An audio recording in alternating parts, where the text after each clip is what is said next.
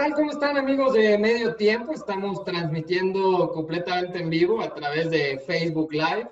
Gracias por conectarse otra vez al episodio número 7 del Precio del Balón. Hoy decidimos darle continuidad justamente al episodio anterior que platicábamos de esta rivalidad entre la Liga MX y la MLS. Pero como bien saben, a nosotros nos interesa el tema de cancha, lo que sucede, si son mejores ellos, si somos mejores nosotros. Eso lo vamos a dejar para otro tipo de espacios. Aquí vamos a platicar de los modelos de negocio, qué podemos aprender de ellos, qué aprenden ellos de nosotros. Nuestra liga es mucho más antigua, nuestra liga tiene muchísimo más tiempo de existir, pero bueno, como lo hemos dicho, la verdad es que los gringos, si en algo son expertos, es en la industria del entretenimiento y evidentemente de los deportes. Hoy voy a presentar a mi querido Michel Richaud, que nos acompaña, titular de Deportes Inc. ¿Cómo estás, Michel? Bienvenido.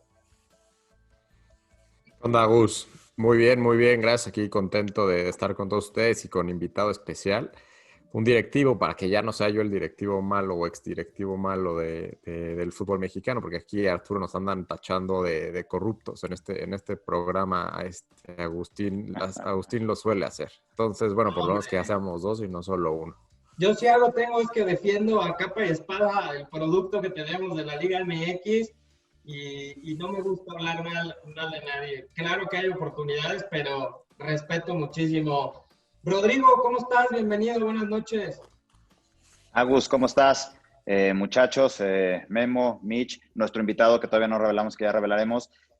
Un placer estar de vuelta acá para seguir platicando este tema que es interesante y como lo dijimos la vez pasada, es interesante sobre todo de cara al 2026, ¿no? Que es como o debería ser este parteaguas para el fútbol, tanto norteamericano como mexicano, detrás de la Copa del Mundo, ¿no?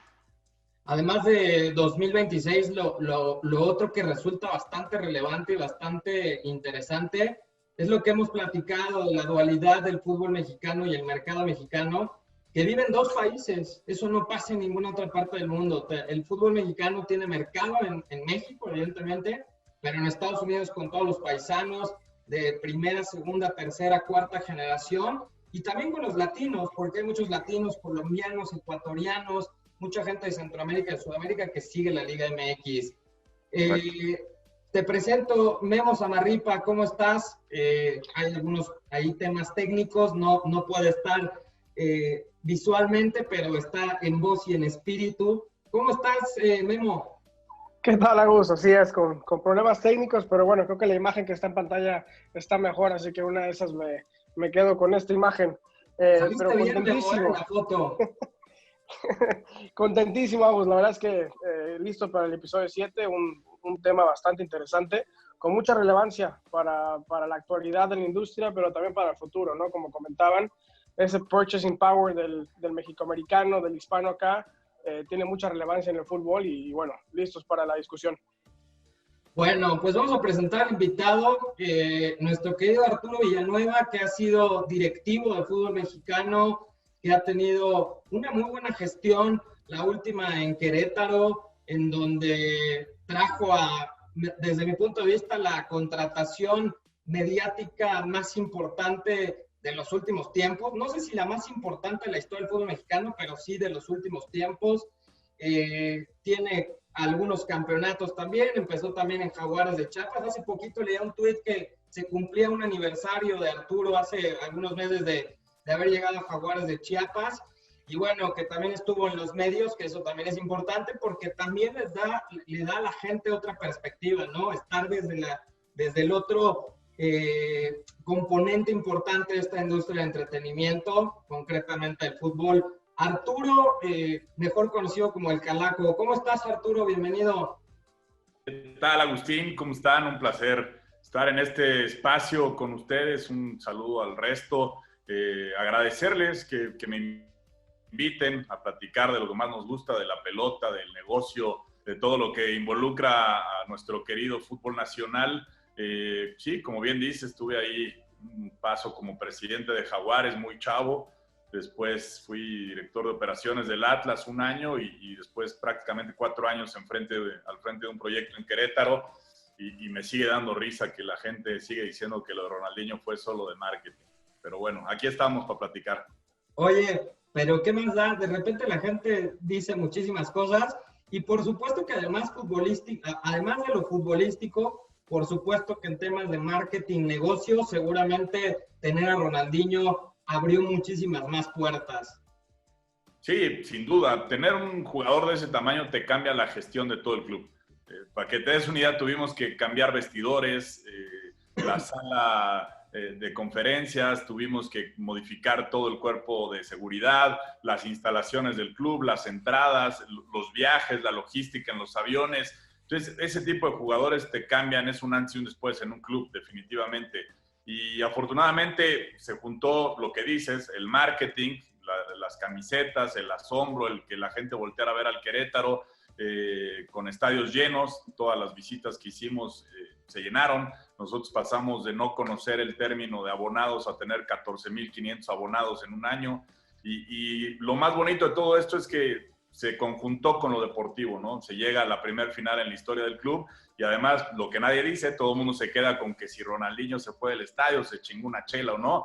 Pues la realidad es que prácticamente todo el torneo fue líder de asistencias del torneo, jugando poco, y goles suyos en momentos claves nos meten a la liguilla, nos meten a semifinales y goles importantes que pesaron en marcadores. Así que sí, sin duda también marcó mi carrera en un antes y un después esa contratación. Y otro tema que me parece que también fundamental, que lo platicabas también y te he escuchado en algunas ocasiones, el tema de la internacionalización de la marca Querétaro, del equipo Querétaro, que eso es fundamental para una gestión deportiva, la internacionalización.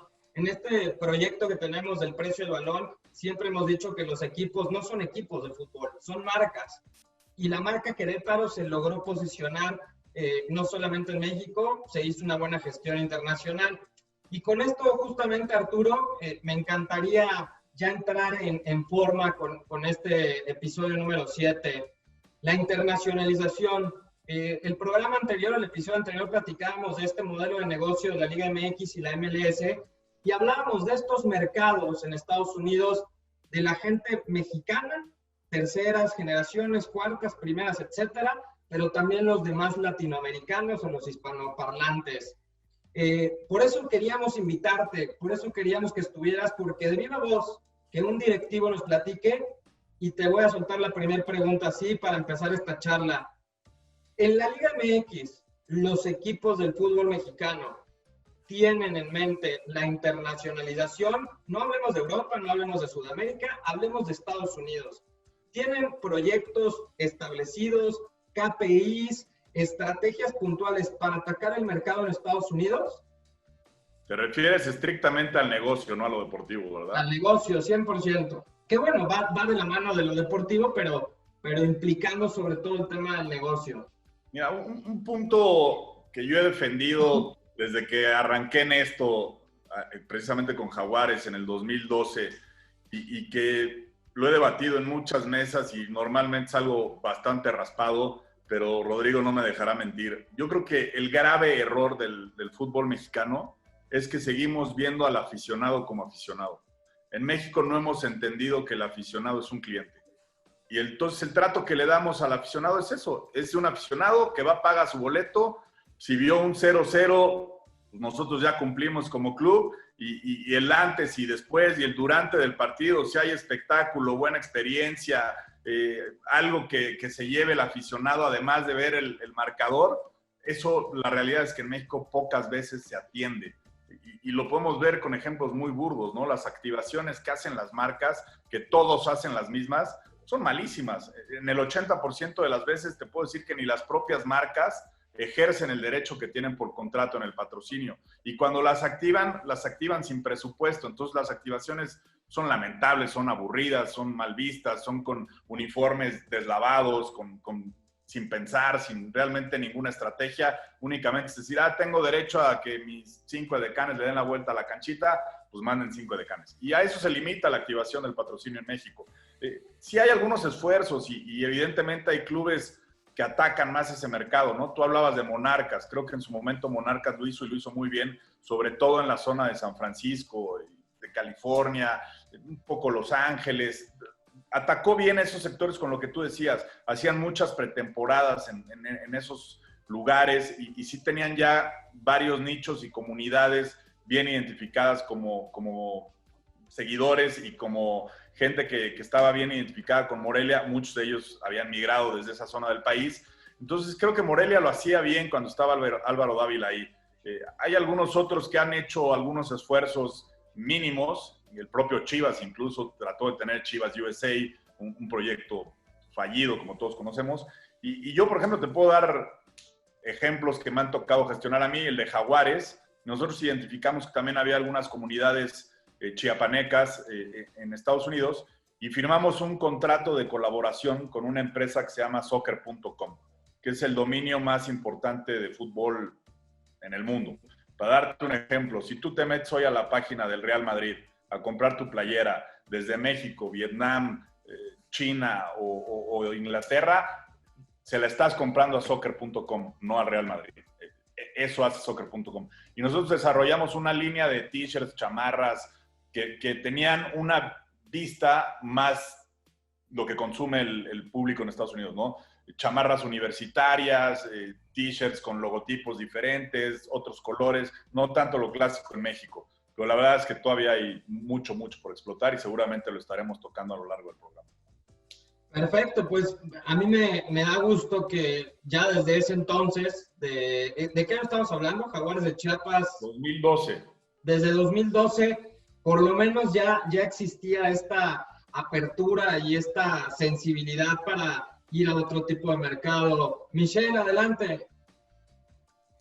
Sí, te quisiera preguntar, Calaco, o sea, dentro de la estructura de tanto de Querétaro, quizá Atlas y Jaguares,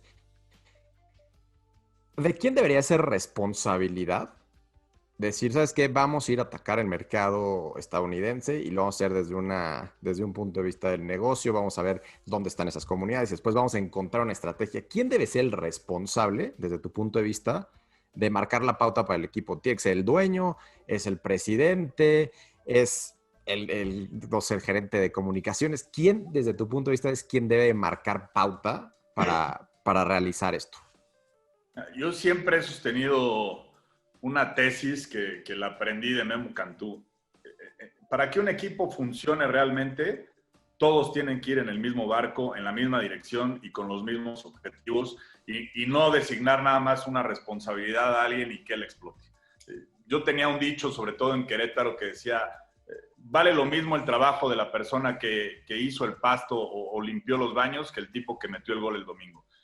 Si no estamos claros que todos tenemos que jalar parejo en un equipo de fútbol, normalmente sucede lo que los equipos, y no quiero dar nombres ahorita, que no consiguen sus objetivos. Yo creo que tendría que ser, siempre yo creo que partes de los lineamientos del dueño, ¿no? Tú como directivo tienes que entender qué es lo que quiere el dueño de su equipo, hacia dónde quiere ir, qué estilo de club quiere formar, ¿no? Si es un equipo comprador, si es un equipo productor de jugadores, si es un equipo... Hay muchos proyectos en México diferentes, cada uno en su estilo. Lo primero que tienes que saber es realmente qué quiere el dueño y hacia dónde quiere ir. Después creo que sí tiene que ver mucho en la personalidad del presidente, de encaminar a su departamento principalmente de mercadotecnia para ir a explotar y ir a hacer estos mensajes hacia el pueblo mexicano o latinoamericano que se encuentra en Estados Unidos. Pero también creo que si esos esfuerzos no van de la mano con un esfuerzo deportivo, de ir a hacer pretemporadas o presentarse periódicamente en Estados Unidos, esos esfuerzos son muy aislados y normalmente terminan por diluirse. Entonces, por eso yo creo que tiene que ser un aparato y un conjunto de decisiones y de esfuerzos de todas las áreas del club. Si solo mandas a una área en particular, terminará por ser un fracaso. Sí, justo decía yo eso, pero al revés, ¿no? En el sentido de que en el episodio anterior hablaba de que a veces mandábamos o los equipos iban a Estados Unidos a hacer partidos de pretemporada, pero no reforzaban con la parte de marketing. Aquí lo está haciendo básicamente lo mismo, pero desde un sustento de, bueno, yo dueño, en que escojo un presidente que tenga una visión, una misión, que pueda interpretar mis deseos y llevarlos a cabo. Así es. Y creo que en mi experiencia en el fútbol mexicano eso es lo que nos falta, ¿no? O sea, que realmente el dueño esté involucrado para escoger un presidente que pueda llevar a cabo su misión más allá de lo futbolístico, que al final, cuando da la vuelta completa, regresa a lo futbolístico, que es algo que en este programa apoyamos mucho. Es que ese es un problema que me parece reiterativo y bien peligroso en el fútbol. A mí normalmente me preguntan, oye, pues, si te va a entrevistar Tigres o Cruz Azul, ¿cuál es el proyecto de Arturo Villanueva? Y desde ahí creo que estamos mal. O sea, tú no puedes tener un proyecto Arturo Villanueva, porque no le puedes presentar lo mismo a Juárez que a Tigres, güey. ¿Y por qué no le puedes presentar lo mismo a Chivas que a Monterrey? O a América, o a Jaguares, o a Querétaro. Cada equipo tiene un ADN muy diferente y cada equipo tiene un presupuesto muy diferente. Entonces yo siempre les digo al revés, a los dueños que han tenido la amabilidad de entrevistarme, yo no llego con una presentación, yo llego pues, con el respaldo de lo que ha hecho mi trabajo y les digo, pues, a partir de lo que tú me digas que quieras, entonces sí te diseño un traje a tu medida. Pero de nada sirve que yo llegue a proponerte cosas y a lo mejor yo quiero ir para Japón y tú quieres ir para Guatemala, güey.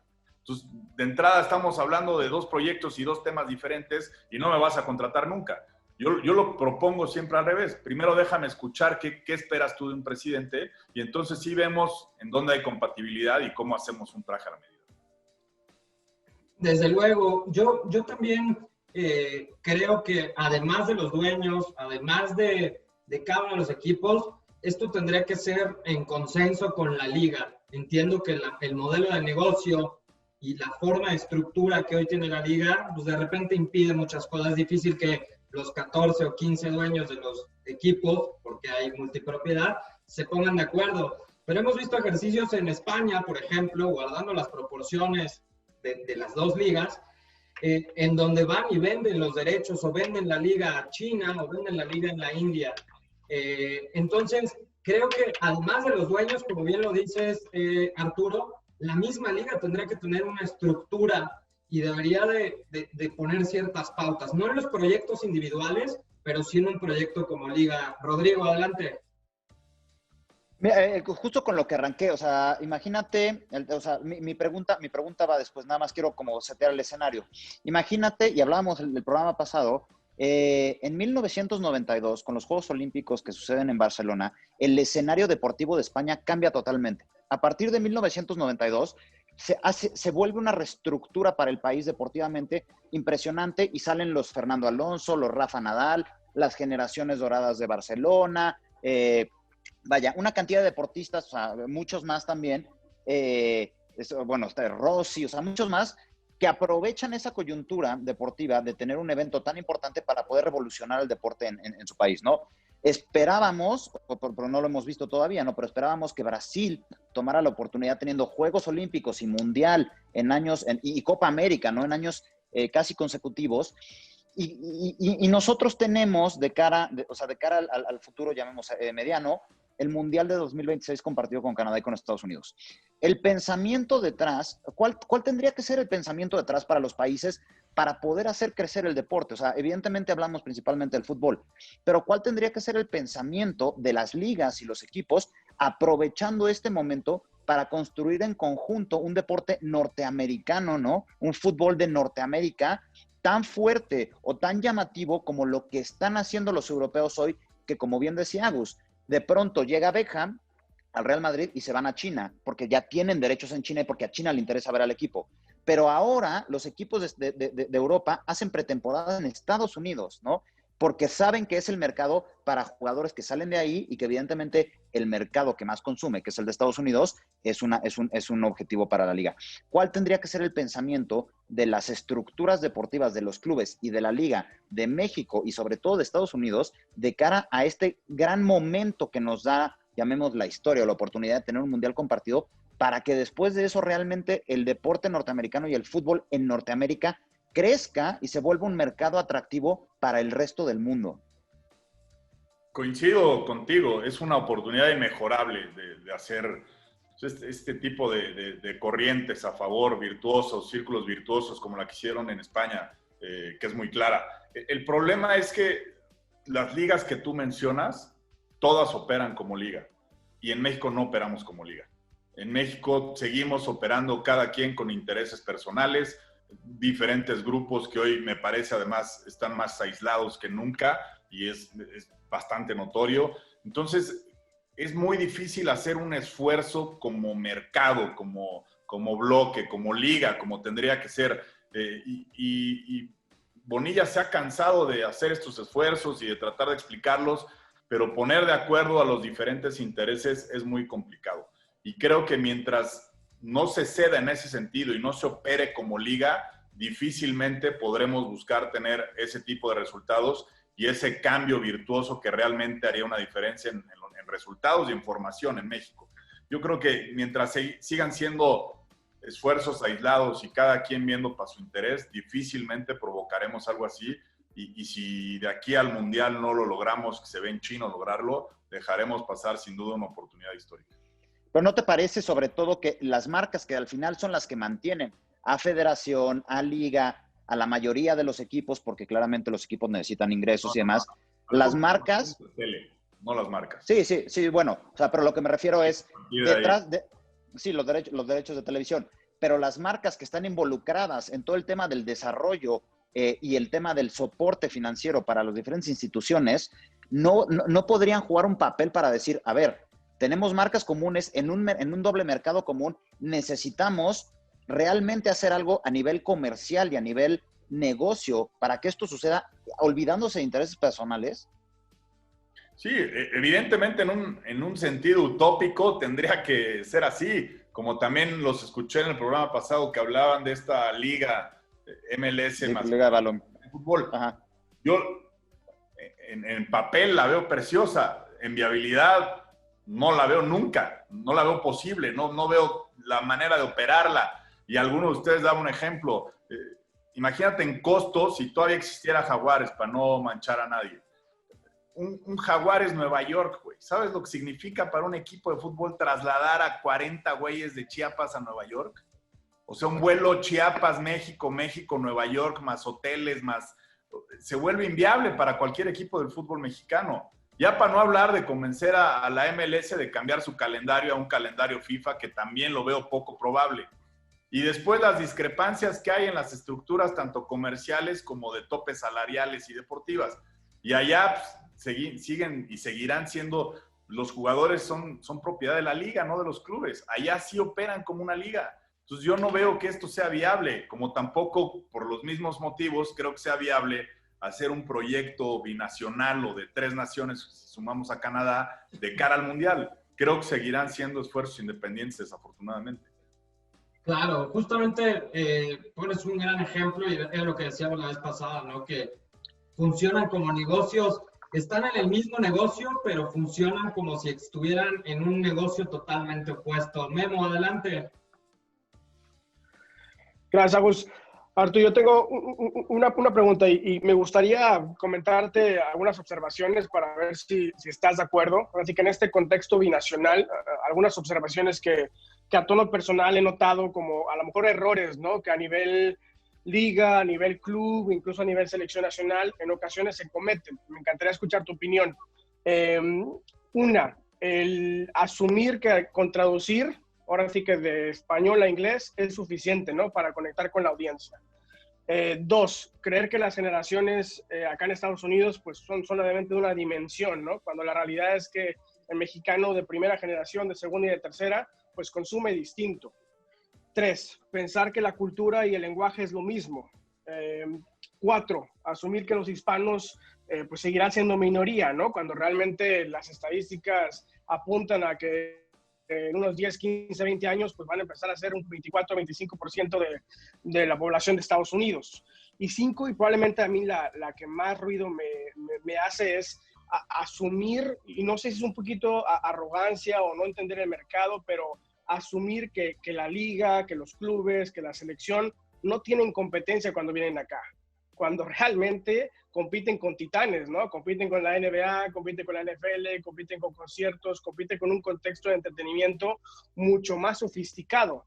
Y por esa misma, digamos, no sé si es arrogancia o simplemente manera de pensar, pues las propiedades y los clubes se convierten un poco en propiedades que buscan el boletaje, es decir, el ticketing, y hasta ahí se acaba, ¿no? Ese fee de corto plazo, pero no nos preocupamos por crecer la propiedad, no nos preocupamos por tener una estrategia de licensing, de patrocinios a largo plazo y realmente crecer la propiedad. Entonces, mi pregunta es, ¿estás de acuerdo con estas observaciones y a qué crees que se deba un poco estas razones, ¿no? O estas observaciones? A ver si pesqué todas. La primera que dijiste fue el tema de la traducción, que no basta con traducir. Evidentemente Correcto. no basta. Me parece muy burdo ese esfuerzo. Hablan otro idioma, aunque sea español, es otro idioma y es otra forma de comunicarse. La traducción no es válida y no es correcta. Hay que hablarle en el tono y de la forma en la que le puedes llegar a esa gente que consume fútbol en Estados Unidos. Lo de las generaciones que se va perdiendo el cariño y que la tercera, cuarta generación ya le ve ir al LA Galaxy en lugar de a Chivas porque el equipo ya no tiene el mismo arraigo. En ese creo que sí es muy debatible porque nunca va a dejar de haber migración y siempre todo el tiempo va a haber primeras generaciones y segundas generaciones. No se va a controlar la migración de México hacia Estados Unidos. Entonces, si bien a lo mejor se va diluyendo en algunas generaciones, irán saliendo generaciones emergentes, que no por eso sea la solución, ¿no? Igual se están dejando de atender de una manera con mayor calidad. Lo de las culturas diferentes creo que va ligado a la parte de traducción. Yo te pongo el ejemplo ahora que le ha costado mucho a los compañeros que llegaron de Univisión a trabajar a TUDN. Ellos tienen un estilo que en México le ha costado mucho trabajo a la audiencia. Y en Estados Unidos, al contrario, es la forma de comunicarse y los chistes y el estilo que tienen en Estados Unidos le divierte mucho al público mexicano de Estados Unidos. En México la realidad es que les ha costado entablar comunicación con la audiencia mexicana porque son diferentes culturas y hay que conocer las dos culturas y entonces saber de qué manera le hablas a una o a la otra, me parece, ¿no? Lo de la competencia y arrogancia, creo que ese no es un tema exclusivo de México. Creo que ese es un tema generalizado del fútbol. El fútbol sigue creyendo mundialmente que es el dueño de la pelota y que no tiene competencia y que donde pones un balón, los demás deportes se hacen a un lado. Creo que por eso Estados Unidos nunca va a cambiar el calendario del MLS, precisamente para no canibalizar a sus otras ligas, porque entonces sí podría haber alguna competencia y le podría quitar audiencia, como ya lo hacen las universidades, ¿no? Ya muchos chavos sí se inscriben al soccer, mujeres, por ejemplo, la mayoría se inscriben como primer deporte al soccer. Entonces yo creo que por eso los americanos nunca van a cambiar el calendario de la MLS o lo van a llevar al extremo cuando ya dependa de contratación de figuras más importantes en buen momento para evaluar un cambio de calendario. Me faltó algún punto por ahí, pero no me acuerdo cuál es. Si me lo recuerdas. Es que Memo te mandó toda una Biblia de ya agarré mi cuaderno. Avísenme cómo pregunta Memo. Ya agarré tarde mi cuaderno. Memo bombardeo, se comió todo el programa. Oye, Arturo, yo te quisiera preguntar y ponerte algo sobre la mesa.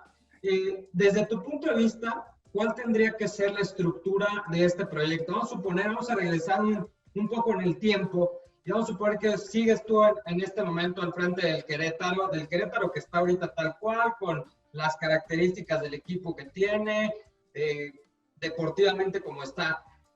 Y hoy tu chamba tendría que ser voltear y posicionar Querétaro, así como lo hiciste en su momento con Ronaldinho, la internacionalización, mercado americano. ¿Cuáles serían estos primeros pasos? Te pregunto esto, Arturo, porque hay mucha gente, muchos chavos que nos están viendo, que nos están escribiendo ahorita mismo en el Facebook Live y que nos dicen, oye, pero ¿cuál es la estrategia? ¿Cuál sería a grandes rasgos la estrategia para penetrar el mercado americano?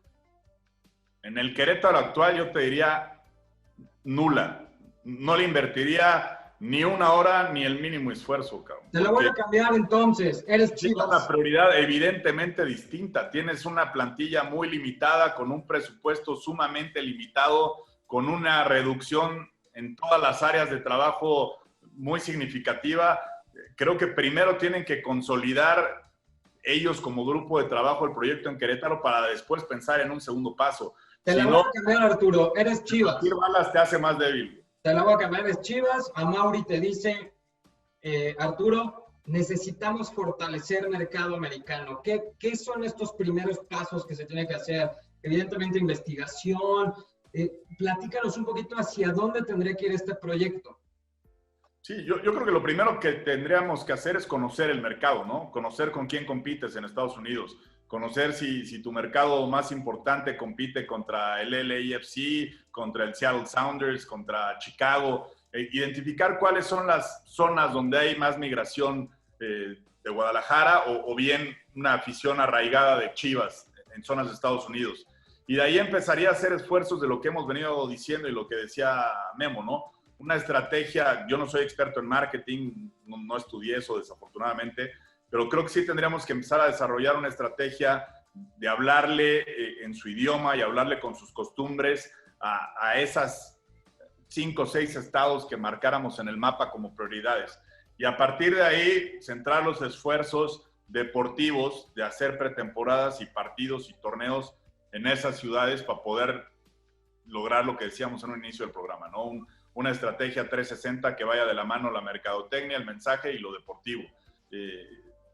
Es difícil, ¿no? Sin conocer de adentro un club es difícil proponer algo, me parece un poco irrespetuoso, pero visto desde afuera y con mucho respeto diría que eso, ¿no? Primero conocer las 4 o 5 ciudades importantes, basarme en ellas, llevar una campaña hecha con alguna empresa en Estados Unidos que conozca bien el mercado latino de cómo dirigirte a ellos y después en una tercera etapa buscar engancharlo con la parte deportiva y hacer actividades cuando lleves al equipo de meet and greet y todas las cosas con los jugadores para que realmente sea un proyecto 360 y tiene que ser pensado a mediano plazo. La verdad es que es muy interesante lo que dices y tienes toda la razón, dependiendo del equipo, dependiendo del proyecto, pues es la prioridad que le tendrías que dar a esta... Yo te lo puedo decir, con Querétaro cuando estuvimos sí hicimos esfuerzos. Con Ronaldinho fuimos por primera vez en la historia del club en 70 años, se jugaron 2 partidos en Estados Unidos. Y después tuvimos la oportunidad de ir al torneo de CONCACAF, donde se jugaron otros 2 partidos en Estados Unidos. Y entonces sí empezamos a desarrollar estrategias a partir de Ronaldinho, a partir de venta de camisetas, a partir de llevar a Ronaldinho con un grupo de aficionados en los lugares que jugamos. Y estaba ya en pláticas de firmar un contrato con una empresa americana para hacer una serie de partidos y una serie de actividades y ya comercializadas directamente con marcas de Estados Unidos en esas zonas del país. Entonces, lo que estábamos haciendo era amarrarlo de todos lados. Marcas locales, con partidos locales y con una figura que por sí sola pues, te da el ancla para llevar ese tipo de proyectos. Pero hay que tener un jugador así, ¿no? Importantísimo lo que dices, el tema de un esfuerzo que no es aislado y que se hace como un 360, tal como lo decía Michelle. Michelle, para terminar y terminando, apuntalando para las últimas preguntas. Mira, más que pregunta es platicarle a todos y ver qué opinan, porque muchas veces confundimos el hecho de tratar de llevar el fútbol a Estados Unidos o el fútbol mexicano a Estados Unidos y a su vez tratar de competir o no competir con la MLS. Y en febrero yo fui a una conferencia en Estados Unidos y compartí un panel con uno de los directores de propiedad de una de las propiedades de la MLS. Y una de las cosas que más entusiasmado estaba él era el hecho de finalmente poder tener el juego de estrellas, que iba a ser en julio, evidentemente ya no se pudo hacer por la pandemia, pero iba a ser el juego de estrellas entre la MLS y las estrellas de la Liga MX. Y parte de las cosas que más le emocionaban es que finalmente no iba a ser un equipo que estuviera haciendo pretemporada, un equipo europeo que estuviera haciendo pretemporada, porque en ese momento no sabían qué jugador iba a llegar, o sea, no sabían los nombres de los equipos, de los jugadores que podían comercializar, mientras que la Liga MX les iba a dar, me parece, un par de meses con la lista de jugadores que iban a ir a competir. Entonces, por un lado teníamos la oportunidad, y creo que la liga en ese sentido sí está trabajando para aprender un poquito cómo se llevan estos procesos de marketing, de lo que insistimos mucho en este foro, de darle más poder al atleta, porque vende más el atleta a veces que el mismo equipo. Entonces, creo que es una oportunidad que se nos escapó por la pandemia, pero ahí los esfuerzos que platicaba Arturo al principio de lo que hace Enrique para tratar de unir a los equipos, y ahorita es muy complicado, ahí por el vínculo que está haciendo con la MLC, era algo importante donde sí les podíamos aprender. Entonces, no sé cómo ven ese tipo de esfuerzos de cara a tratar de llevar nuestros conocimientos a nuestros equipos a Estados Unidos. ¿Quién se arranca? Arturo. Sí, definitivamente yo creo que ahí es el camino a seguir, ¿no? Creo que son los primeros pasos para realmente hacer cosas interesantes de Estados Unidos. Seríamos muy burros si no nos damos cuenta que tenemos que ser aliados de la MLS y tenemos que hacer proyectos juntos y explotarlos a ellos y que ellos nos exploten a nosotros. Nos conviene a las dos ligas y a los dos países y a los dos fútboles, porque como decíamos, tenemos esta virtud binacional que pues, hay 40 millones de mexicanos o de latinos allá que hay que explotar y hay que comercializar y hay que hablarles y demás. Y ellos igual, ¿no? Ellos tienen mucho que aprender de la Liga Mexicana y lo digo en serio y lo decía Agustín al principio del programa. Yo también me considero un defensor de la Liga Mexicana. Creo que aquí somos muy malinchistas y le tiramos a cada rato gratis a los directivos, a la liga, a los proyectos. Y creo que somos una liga bastante sólida que trabaja muy bien en muchos aspectos. Y sí creo que este tipo de esfuerzos como el Partido de Estrellas y estos torneos de verano y este tipo de ejecuciones que se empiezan a dar es el camino. Creo que perderíamos tiempo en tratar de llevar esta liga binacional ya a un puerto cercano. No, creo que estos proyectos más a corto plazo, a mediano plazo, es el camino de realmente aprender ellos de nosotros, nosotros de ellos y tener una explotación más significativa binacional. De acuerdo. Memo. De mi parte, digo, creo que alineado a lo que estamos ahorita comentando, digo, creo que ya más o menos expresaste tu opinión en temas de este merger, ¿no? Esta liga binacional. Entiendo que tu postura es inviable. ¿Cuáles serían esas razones por las cuales dirías imposible ver estas dos ligas en algún momento juntarse, ¿no?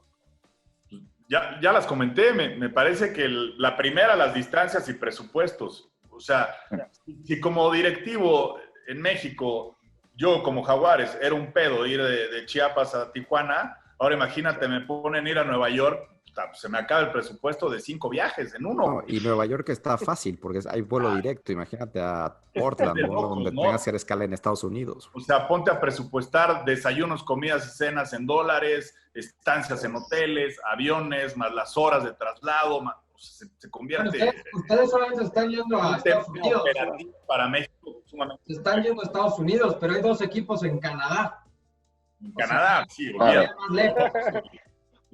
Eso la primera. La segunda, los calendarios. Que México difícilmente se saldrá de un calendario FIFA porque entonces comercialmente la liga en México no tendría sentido. Y al revés, la MLS creo que difícilmente emigrará a un calendario FIFA porque no quiere canibalizar a sus otras ligas y las tiene muy estructuradas. Y la última, pues la diferencia que hay en la forma de operar y de administrar las ligas. Una opera como liga y otra opera, pues cada quien para su santo. Y entonces veo muy difícil que se llegue a tener una administración para una liga binacional para que realmente funcione como un proyecto. Entonces, no es que la vea inviable. Hipotéticamente, la veo, ojalá y se diera, nos convendría a muchos, ¿no? Pero a largo plazo, muy largo plazo, la sigo viendo poco probable. Y faltaría algo más que me parece que también es súper importante, que va de la mano un poco con el modelo de negocio, el tema de los derechos de transmisión, los derechos audiovisuales. Dudo mucho que en México los quieran soltar para hacerlos internacionales. Adelante, Mort. Nada, para cerrar un tema interesante que me parece que, dada la posible o la real inviabilidad de poder juntar ligas, ¿no? O de poder hacer un proyecto en conjunto, Calaco, ¿qué crees tú? O sea, a ver, empecemos por el principio. Yo soy un creyente del fútbol mexicano. Eso es un hecho, ¿no? Y creo... A mí también. Sí. Y creo no solamente en el fútbol mexicano como una propiedad y como una actividad, sino creo en muchos de las cabezas que están y que toman las decisiones del fútbol mexicano. El programa pasado decía, yo estoy muy alineado al pensamiento y a la visión que tiene John de Luisa. No estoy tan alineado, por ejemplo, con el pensamiento de Bonilla, que no digo que esté mal, simplemente yo no estoy ahí. Pero hay muchos dueños que hacen las cosas bien porque hacen las cosas para su equipo, evidentemente, porque es necesario construir el equipo y convertirlo en un elemento rentable y viable en el futuro, pero también a favor del fútbol.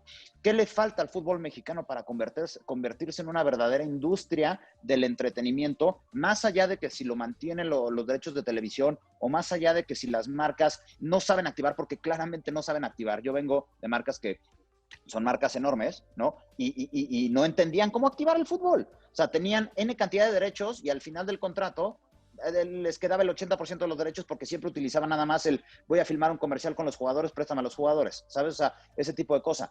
Pero ¿qué le falta al fútbol mexicano para convertirse en una verdadera industria del entretenimiento, como lo es, por ejemplo, la MLS o la Liga de las Estrellas o la Premier, que realmente conjuntas el fútbol con el entretenimiento para el cliente, que es el aficionado, para que viva una experiencia completa de lo que realmente debería ser el fútbol? Chivas lo intentó con el tema de hacer el tailgate antes de los partidos y demás, pero me parece que hay mucho más ahí. Hoy veíamos un partido, Tlaxcala contra Celaya, qué cosa más terrible, porque deja tú la parte futbolística.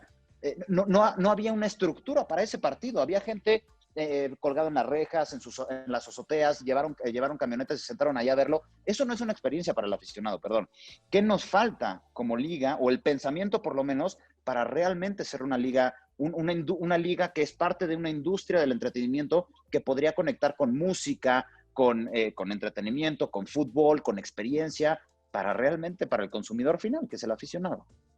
Yo coincido contigo. Creo que en México hay proyectos sobresalientes. Yo siempre digo los mismos, ¿no? Me parece que Grupo Pachuca lo hace muy bien, me parece que Santos lo hace muy bien, en un modelo diferente Tigres lo hace muy bien, América mismo, que siempre está ahí dando de qué hablar y peleando campeonatos. O sea, creo que esos modelos son muy virtuosos, o sea, tú ves a Pachuca o a Santos y no le piden nada a muchos equipos en Europa, y te lo digo con conocimiento de causa. Son profesionales, modelos profesionales. Y tienen desde fuerzas básicas, marketing, responsabilidad social, comunicación. Son equipos que operan muy bien.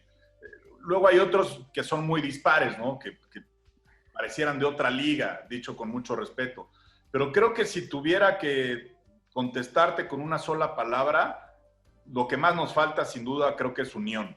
Creo que en el momento en que alineemos las metas y los esfuerzos y la dirección tal cual como una liga independiente, creo que ahí el fútbol mexicano tiene mucho más oportunidad de crecer. Es difícil y se entiende que es difícil, y yo sé que hay muchos dueños que lo buscan y sé que muchos de ellos tienen muy buena voluntad, y sé que todos al final queremos que México crezca como país de fútbol, porque nos conviene a todos, pero no acaba de haber una unidad, una unión en cómo llevar esos proyectos juntos, todos de la mano. Siempre hay voces disidentes, grillas, peleas, que es normal, ¿no? Porque no hay realmente alguien que haya logrado esta unión. Y creo que mientras no exista esta unión y haya diferentes voces y diferentes proyectos y que cada quien quiera metas distintas, difícilmente podremos dar un salto importante.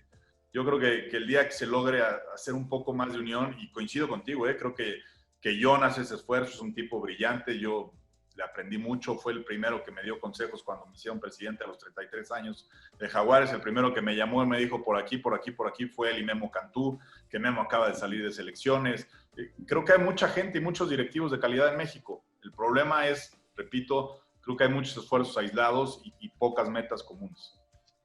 Yo lo complementaría con lo que dijiste al principio, Arturo, que me pareció, y es con lo que me voy a quedar en este programa, que en el fútbol mexicano seguimos tratando al aficionado como eso, como un fan y no como un cliente.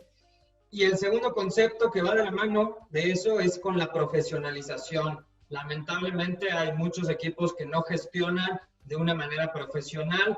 Un poco el espíritu de este tipo de programas y de este tipo de espacios es eso, ¿no? Incentivar hacia la profesionalización, hacia el estudio. Cada vez son menos, sí, Cada vez creo que hay gente más preparada en el medio. Cada vez hay menos, pero sin embargo seguimos cayendo en unos errores que tú decías, ¿no? Y eso yo me quedo, esa frase que dices, 100% de acuerdo, seguimos tratando al aficionado como eso, como un aficionado, no como un cliente.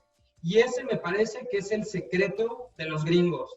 Los gringos tienen aquí al aficionado, lo tienen como un cliente, lo consienten, lo apapachan, lo escuchan, que eso es fundamental en esta industria.